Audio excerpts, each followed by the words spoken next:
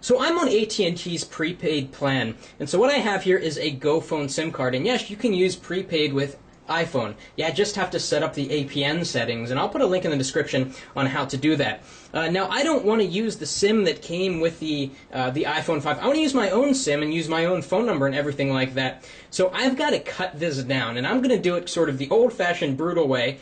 I might regret this, I might not. I think I can do it right. So what you're going to need to do this is a razor blade. Yep, you know where this is going. You're going to need a straight edge to get a nice even cut. You're also going to need some sandpaper. This is 180 grit. You want to go with 180 or higher. Somewhere around 240 would be ideal, because actually, and this is going to be an interesting experiment, I must say, the nanoSIM is less thick than the microSIM. So we're going to have to shave off about 1/4 of a millimeter. It's possible that it will fit in there at the same width, but who knows. So let's start this.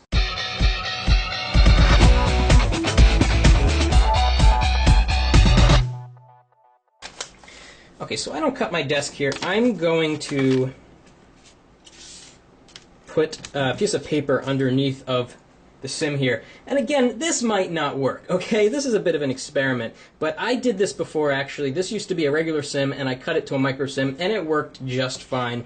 And, you know, the theory here is that this is just this with less plastic. So what I'm going to do is kind of size this up and determine how much plastic I need to cut off. And it looks like I literally need to come right within that golden contact. So I'm going to take my straight edge here, and let's zoom in so you can see what I'm doing, and you might even see me cut my finger off if you're lucky. And I'm going to go right into the edge. I definitely don't want to cut off the gold contacts. And I'm going to hold this down pretty tough, and now I'm going to score this. I only want to score it. I don't want to cut it all the way through, because I'm going to... And as you can see, if you don't hold it down enough, this might be a disaster. If you don't hold it down enough, it's going to move. So you want to press real hard on that. Come in here, kind of gently rub the blade against it a few times. And don't stab yourself with the razor blade. Okay, and success. I got the right side nice and tightly cut around the plastic. And now what I'm going to do is just go around the other edges. I need to take some off the top, and then it should fit. And then I'm going to have to sand it, of course, and I might need to round the edges just a little bit. But again, I'll be back after I do the top, and we'll see what happens.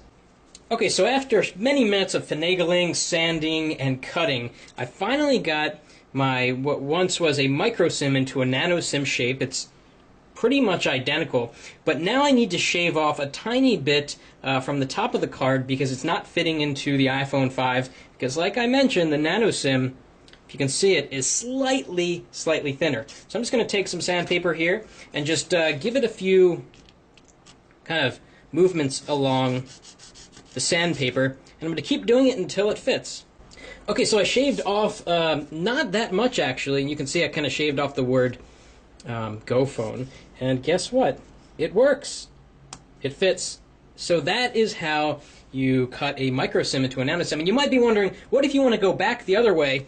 Well, I've got here a nanoSIM to microSIM adapter, and it was actually pretty cheap. It was about $7 or $8. And, you know, it's a good thing to have on hand in case you change phones and you decide to go to a phone with a microSIM. I'll put a link in the description on how to get this. Hope you enjoyed this video tutorial. Please give us a thumbs up if you like what you saw, and thanks for watching. That's it for now.